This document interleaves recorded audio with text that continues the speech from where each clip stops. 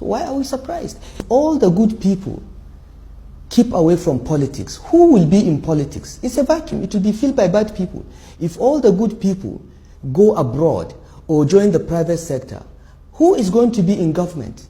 The people that are not so good. And this is what is happening. We are seeing an intersection of bad people in government, bad people in politics, and our country is running down. It's going down the drain. Now, even the good ones that want to get involved, there is that kind of a tactical way of edging them out of the contest. Because they are not a critical mass. There are very few of them. There are very few of them. When we were in the government, only about 4 of us as ministers could stand up and say we disagreed with President Obasanjo. There are 42 ministers. Only about 4 that I remember could speak in council against anything Obasanjo wanted to do if we disagreed. Why? So others will just agree with? Everybody will keep quiet. And this is the problem. When you pick people that have never achieved anything in their lives and put them in these very senior government positions, they want to remain there forever. They will do anything to remain there. They would not tell the president the truth. They will not look at the governor and tell him the truth, which is their job as advisors. Because a minister is an advisor to the president. In that case, is it the fault of the people or the fault of the man who plays them? Because no, it is a bit of both. Okay, it is the fault of the elites, in my opinion. I won't say the people. In every society, the elites, those that are privileged with education, money, or influence, are the ones that ought to sit down and set the tone for the structure of that society. Okay? If our elites have chosen not to go into politics and set that tone, as I said, there is a vacuum, the bad ones will take over. We've seen that in Nigeria. So there is that.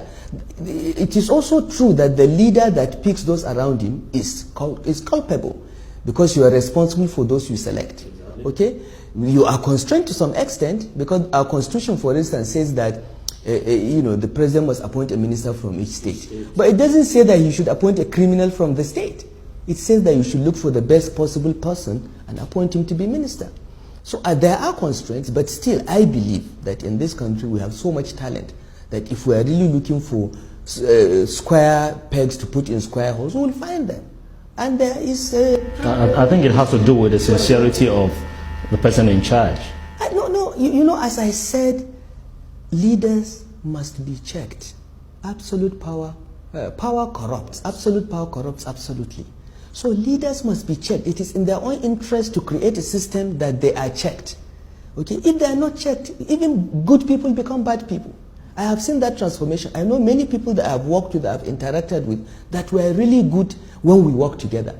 Some of them have become governors and ministers, and they have become monsters, because there is no check and balance. Leaders must be checked throughout history. So it is not just the leader. The people must be able to speak out. The people must complain. The elites must come and say this is not acceptable. But in this country, we have a conspiracy of silence by the elites. Everybody just keeps quiet because everybody is just waiting for his turn. And it is not taking us anywhere.